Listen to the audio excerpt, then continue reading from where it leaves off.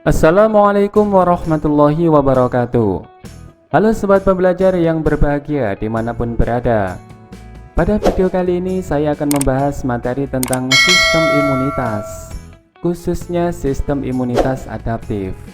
Langsung saja kita ikuti pembahasan berikut ini.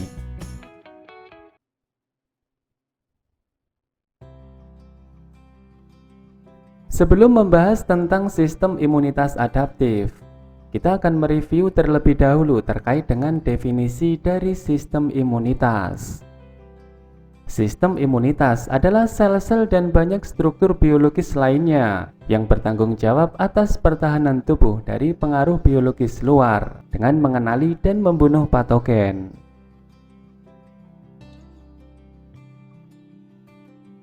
Berikut ini adalah jenis-jenis sistem imunitas. Secara umum, sistem imunitas dibedakan menjadi dua. Yang pertama adalah sistem imunitas bawaan, dan yang kedua adalah sistem imunitas adaptif.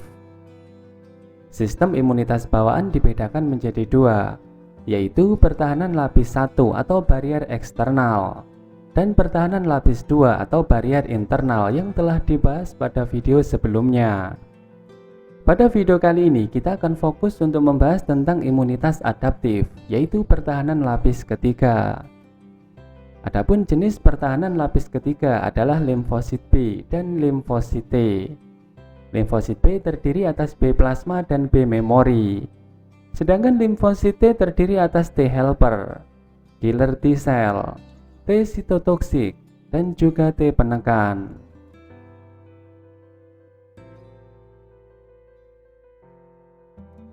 Sistem imunitas adaptif atau perolehan disebut dengan acquired immune system, merupakan mekanisme pertahanan tubuh berupa perlawanan terhadap antigen tertentu yang diperankan oleh limfosit B dan limfosit T dengan melibatkan molekul protein MHC, antibodi dan juga reseptor sel T. Berikut ini adalah mekanisme aktivasi sel T helper dan juga sel B. Untuk aktivasi sel T, harus ada pengikatan reseptor sel T pada peptida antigen dan molekul MHC kelas 2 pada antigen presenting cell atau APC. Selain itu, ada pengikatan dua molekul co-stimulator, yaitu B7 pada APC dan CD28 pada sel T. Sedangkan untuk aktivasi sel B, patogen harus berikatan dengan antibodi IgM dan IgD agar dapat diinternalisasi dan dipresentasikan pada molekul MHC kelas 2 sel B.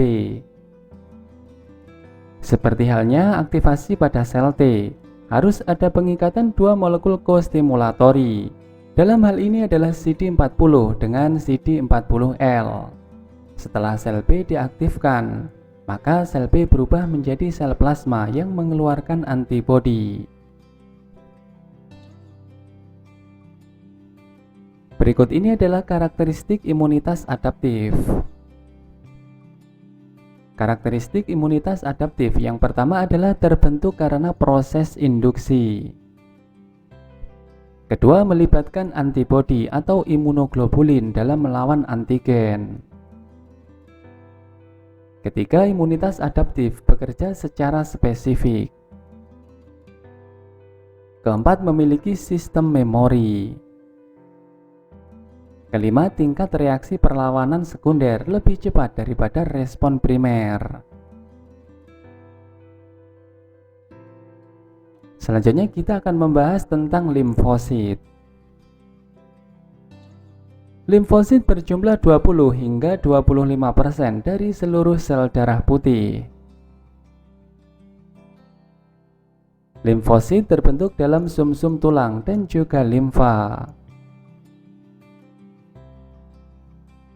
Limfosit memiliki inti berjumlah 1 dan tidak bisa bergerak secara leluasa.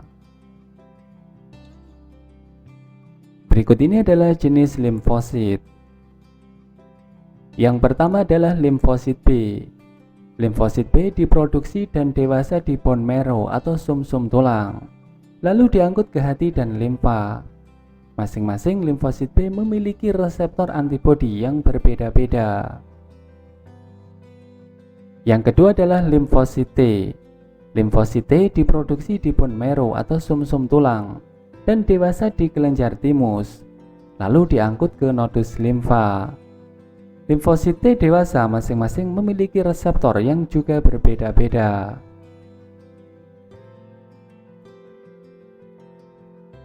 Berikut ini adalah jenis limfosit. Yang pertama adalah limfosit B. Limfosit B dibedakan menjadi dua. Yang pertama adalah B memory. Sel B memory berfungsi untuk menyimpan informasi terkait dengan antigen yang pernah menginfeksi tubuh. Kemudian bila tubuh terinfeksi oleh antigen yang sama, maka limfosit B akan dapat menjadi B plasma untuk memproduksi antibodi. Kemudian B plasma. Sel B plasma ini berfungsi untuk menghasilkan antibodi atau imunoglobulin untuk melawan antigen. Kemudian yang kedua adalah limfosit T. Pertama adalah limfosit T helper. Sel T helper berperan untuk menghasilkan T memory dan juga produksi sitokin yang berfungsi untuk memicu limfosit B plasma dan B memory.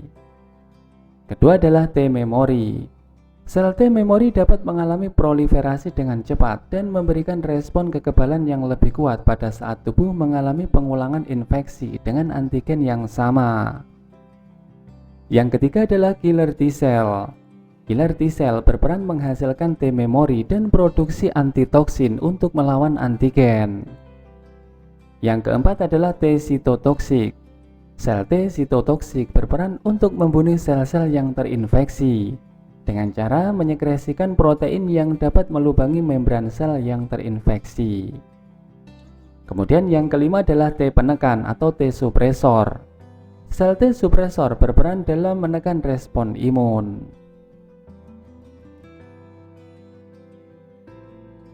Berikut ini adalah mekanisme kerja limfosit.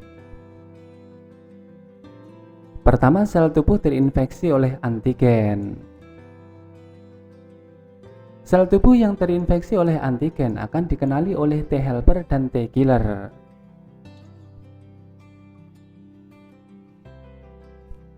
T helper akan terkait dengan T memory yang menyebabkan sel terinfeksi akan mati. T helper juga terkait dengan T killer. T killer yang terikat pada sel terinfeksi melubangi membran sel yang terinfeksi tersebut.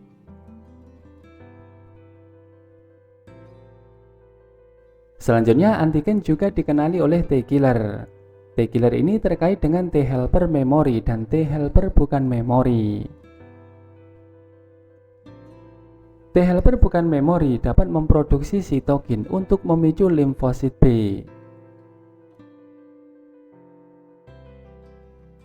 Limfosit B yang dipicu oleh T helper bukan memory akan menjadi B memory dan juga B plasma. Sel B plasma kemudian dapat menghasilkan antibodi untuk melawan antigen. Sedangkan sel B memory akan terkait dengan infeksi sekunder. Apabila terjadi infeksi sekunder, maka sel B memory dapat menjadi B memory dan B plasma. Selanjutnya, sel B plasma akan dengan cepat bisa menghasilkan antibodi untuk melawan antigen.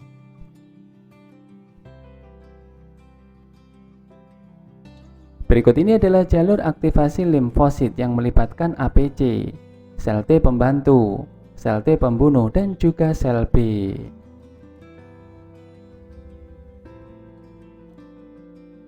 Berikutnya kita akan membahas tentang cara kerja sel B dan sel T dalam mengenali antigen.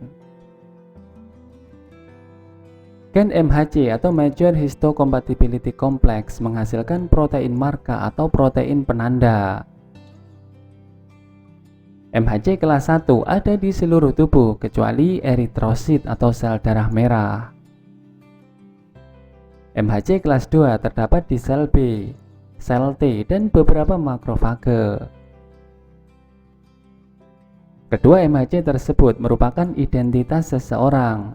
Penanda MHC yang tidak dimiliki seseorang disebut dengan non-identitas atau materi asing, disebut juga dengan antigen. Sel B dan sel T mengabaikan sel yang memiliki penanda MHC sebagai materi yang tidak berbahaya. Virus dan bakteri yang tidak memiliki MHC dikenali dan dianggap sebagai materi atau zat asing atau non-identitas yang harus dihilangkan dan diserang.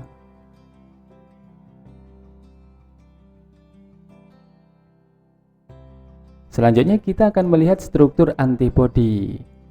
Antibodi atau imunoglobulin merupakan protein berukuran besar yang berbentuk seperti huruf Y. Digunakan oleh sistem imun untuk mengidentifikasi dan menetralkan benda asing seperti bakteri dan virus patogen. Adapun struktur antibodi dapat dilihat pada gambar.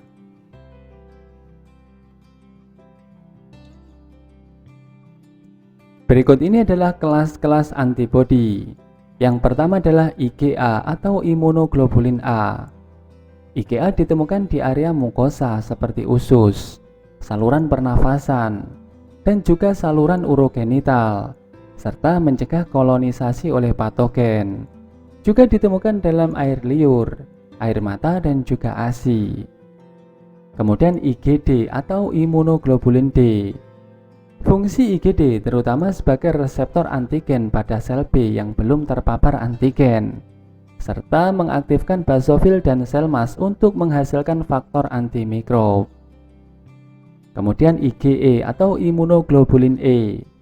IgE dapat mengikat alergen dan memicu pelepasan histamin dari sel mas dan juga basofil, dan terlibat dalam alergi, serta melindungi dari cacing yang bersifat parasit.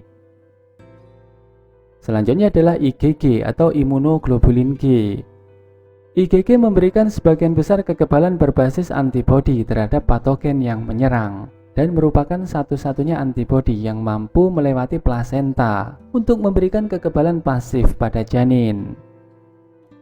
Berikutnya adalah IgM atau imunoglobulin M. IgM berperan dalam menghilangkan patogen pada tahap awal imunitas seluler B atau humoral sebelum IgG mencukupi. Berikut ini adalah cara kerja antibodi. Yang pertama adalah netralisasi. Dalam proses netralisasi ini menyebabkan antibodi menutup sisi penghubung determinan antigen, sehingga antigen tidak berbahaya dan dapat dicerna oleh sel fagosit. Kedua adalah aglutinasi atau penggumpalan, yaitu antibodi berikatan dengan antigen dan membuatnya teraglutinasi, sehingga mengurangi penyebarannya dalam tubuh dan mudah difagosit oleh makrofage. Ketiga, presipitasi atau pengendapan, yaitu pengikatan silang molekul-molekul antigen yang terlarut dalam cairan tubuh sehingga terendapkan. Setelah terendapkan, antigen dikeluarkan dan dibuang melalui proses fagositosis. Keempat, fiksasi komplement, yaitu ketika terjadi infeksi, protein serum pertama teraktivasi dan mengaktifkan protein serum selanjutnya secara berantai, dan melisiskan sel-sel patogen dan virus dengan efek sitolisis dan inflamasi. Yang kelima, dengan meningkatkan aktivitas fagosit, yaitu dengan menandai patogen sebagai benda asing atau opsonisasi. Berikut ini adalah mekanisme kerja NK cell atau natural killer cell. Pada sel yang sehat, NK cell mengenali MHC kelas 1 pada sel yang sehat dan tidak membunuhnya. Sedangkan pada sel yang terinfeksi tidak menghasilkan MHC kelas 1 dan dibunuh oleh NK cell.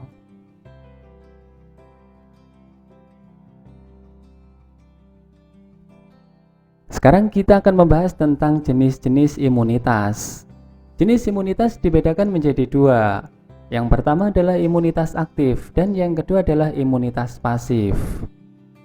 Karakteristik imunitas aktif adalah diproduksi oleh tubuh, tetap ada setelah pulih dari infeksi, dan juga terdapat sistem memori. Jenis imunitas aktif dibedakan menjadi dua. Yang pertama adalah aktif alami, misalnya sel B dan sel T yang aktif secara alami karena adanya infeksi. Kemudian yang kedua adalah aktif buatan atau induksi, yaitu proses vaksinasi untuk mengaktifkan sistem imun, sehingga dapat memproduksi antibodi untuk melawan patogen. Selanjutnya adalah imunitas pasif. Adapun karakteristik imunitas pasif adalah tidak diproduksi oleh tubuh sendiri, kadar cepat menurun dan tidak terdapat sistem memori. Imunitas pasif dibedakan menjadi dua. Yang pertama adalah pasif alami, yaitu kolostrum yang mengandung antibodi yang diproduksi oleh ibu dan diminum oleh bayi. Selain itu, bayi juga mendapatkan antibodi dari ibu melalui plasenta. Kemudian yang kedua adalah pasif buatan, yaitu antibodi yang diproduksi melalui injeksi imunoglobulin ke dalam tubuh. Selanjutnya kita akan membahas tentang tipe kekebalan. Yang pertama adalah respon humoral. Respon humoral diawali dengan diferensiasi limfosit B menjadi sel plasma dengan bantuan T helper. Sel B plasma berperan melepaskan antibodi spesifik ke dalam darah.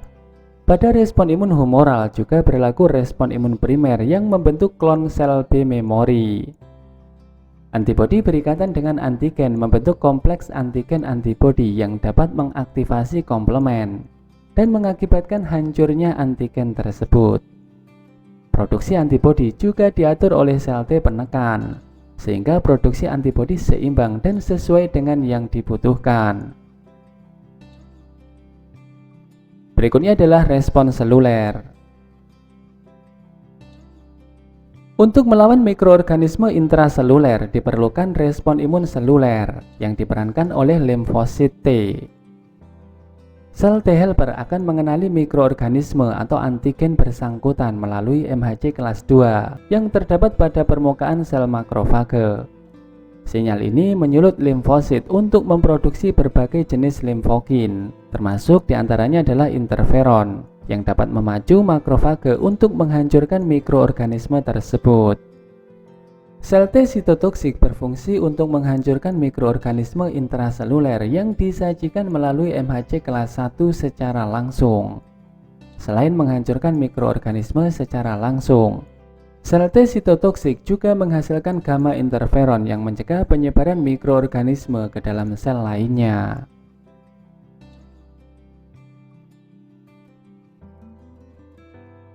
Selanjutnya kita akan membahas tentang vaksinasi.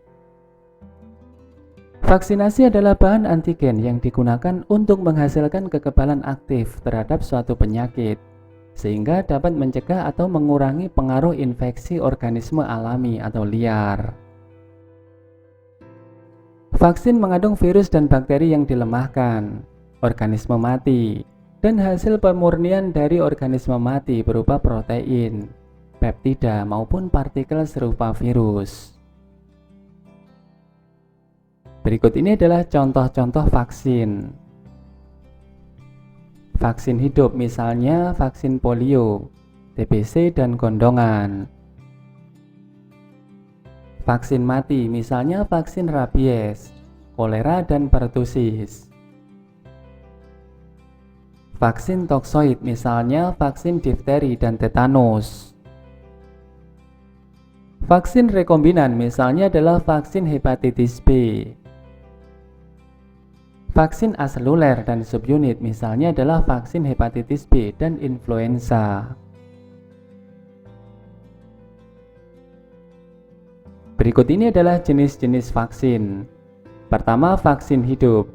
Vaksin hidup adalah vaksin yang dibuat dari bakteri atau virus yang dilemahkan virulensinya dan dapat memberikan proteksi jangka panjang. Kedua adalah vaksin mati, yaitu vaksin yang dibuat dari bakteri atau virus yang dimatikan.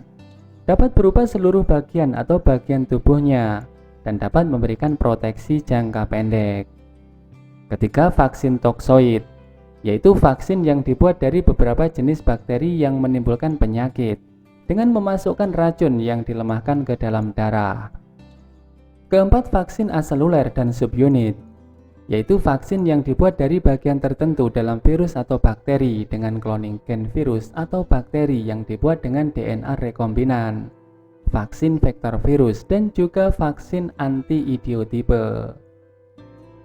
Kelima, vaksin idiotipe, yaitu vaksin yang dibuat berdasarkan sifat bahwa FAB dari antibodi yang dihasilkan klon B mengandung asam amino yang disebut dengan idiotipe atau determinan idiotipe yang dapat bertindak sebagai antigen. Keenam, vaksin rekombinan, inovasi pengembangan vaksin dengan memanfaatkan bioteknologi dengan memutasi suatu vektor untuk mengekspresikan antigen.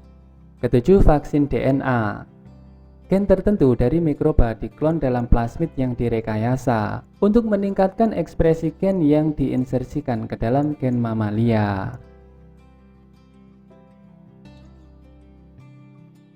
Berikut ini adalah contoh-contoh kelainan pada sistem imun. Yang pertama adalah AIDS. AIDS merupakan penyakit yang menyebabkan menurunnya sistem imunitas tubuh yang disebabkan oleh virus HIV yang menyerang limfosit T helper, makrofage, dan juga dendritik. Kedua adalah autoimun, yaitu terjadinya kegagalan sistem imun dalam mengenali sel tubuh dengan antigen, di mana sistem imun bereaksi seolah-olah sel tubuh sebagai antigen. Contohnya adalah multiple sklerosis, yang mana terjadi kesamaan protein mielin dengan agen infeksi, sehingga sistem imun menyerang protein mielin yang dapat menyebabkan kelumpuhan. Ketiga, ketidakcocokan resus. Apabila ibu memiliki resus negatif mengandung bayi dengan resus positif, maka tubuh ibu akan menghasilkan antibodi untuk melawan antigen pada darah bayi yang dapat mengakibatkan kelainan yang disebut dengan erythroblastosis fetalis. Keempat, penolakan organ transplant. Penolakan organ transplant dari donor oleh resipien terjadi karena sel T helper mengidentifikasi ketidakcocokan jaringan, kemudian menyerang organ yang ditransplantasikan. Semakin besar kecocokan MHC donor dengan resipien, maka transplantasi organ akan semakin sukses. Kelima, alergi. Alergi melibatkan sel mast, basofil, dan juga imunoglobulin E. Imunoglobulin E merupakan antibodi yang sebenarnya dapat menimbulkan masalah, tetapi dapat berperan untuk melawan patogen yang berukuran besar seperti cacing yang tidak bisa difagosit. Orang yang memiliki imunoglobulin E untuk antigen tertentu dikatakan sensitif terhadap antigen tersebut. Berikut ini adalah mekanisme terjadinya alergi. Pertama, antigen masuk ke dalam tubuh. Kemudian terjadi ikatan antara sel mast, basofil, imunoglobulin E, dan juga antigen. Selanjutnya memicu sel mast, basofil untuk melepaskan histamin. Pelepasan histamin memicu kontraksi otot di sekeliling saluran yang mengarah ke paru-paru. Hal ini akan berefek pada kesulitan bernafas. Histamin yang dilepaskan ke pembuluh darah membuat pembuluh darah melebar, sehingga sel dan serum bergerak ke jaringan sekeliling. Hal ini akan mengakibatkan pembengkakan dan inflamasi.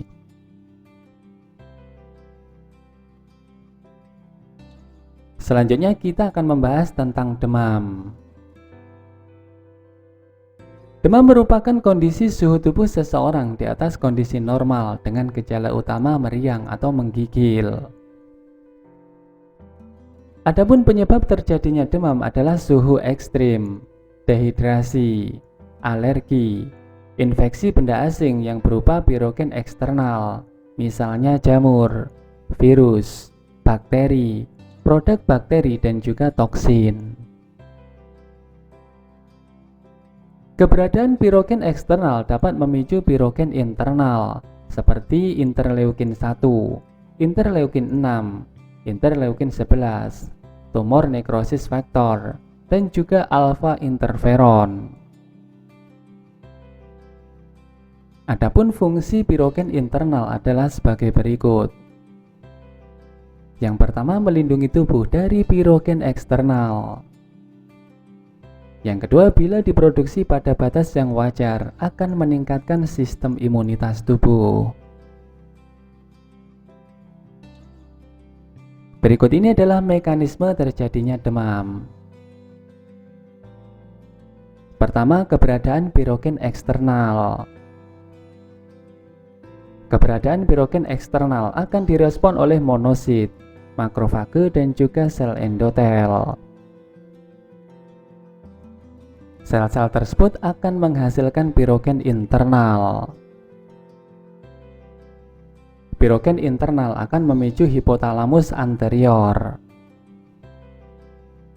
sehingga hipotalamus anterior akan menghasilkan prostaglandin E2 atau PGE2. Pelepasan prostaglandin E2 akan menyebabkan peningkatan set point termoregulasi. Dengan demikian akan terjadi peningkatan proses metabolisme. Hal tersebut akan mengakibatkan demam. Peningkatan set point termoregulasi juga akan terkait dengan saraf otonom yang berhubungan dengan vasokonstriksi perifer, sehingga bisa terjadi penurunan pengeluaran panas. Dengan demikian akan terjadi heat conservation. Demikian pembahasan materi tentang sistem imunitas adaptif. Semoga bermanfaat. Selamat belajar dan semoga sukses. Wassalamualaikum warahmatullahi wabarakatuh.